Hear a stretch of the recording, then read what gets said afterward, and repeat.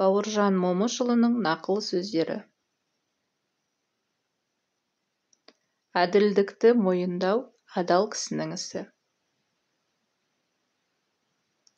Қуыс кеуде болғаннан артық, қорқыныш та, қорлық та жоқ. Бақаның бағынан сұңқардың соры артық. Ел дегенде емреніп, жұрт дегенде жүгініп, қызмет еткін. Өтіріктің балын жалап, тірі жүргенше, шындықтың уын ішіп, өлген артық. Еменіп жүріп көрген игіліктен, қарсыласып жүріп көрген бейнет артық. Намысты нанға сатпа.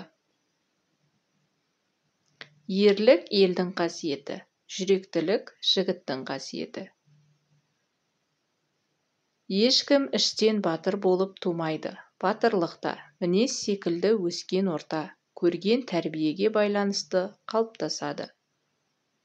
Ата-ана қадірін білмеген, ел қадірін біле алмас.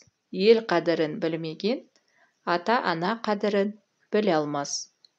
Дүниеде баланың у-шуына жетер не бар? Одан асқан сазды әуен ойлап табу мүмкін емес. Жақсы сөз жанға жақын, құлаққа жағымды, ойға қонымды келеді. Сөз жылата да, жұбата да алады. Терлеп еңбек етерсің, тілегіңе жетерсің.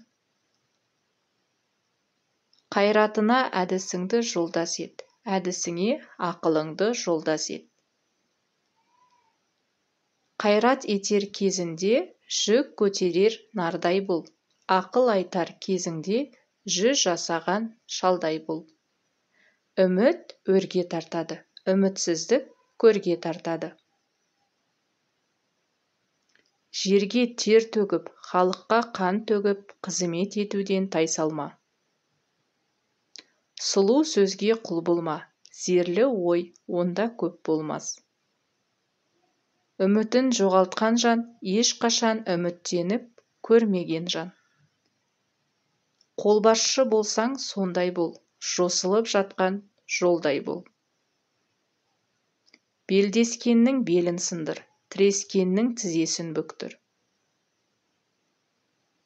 Күншілдік өзгенің мықтылығы мен өзіңнің әлсіздігіңді мойындаудан туған құбылыс.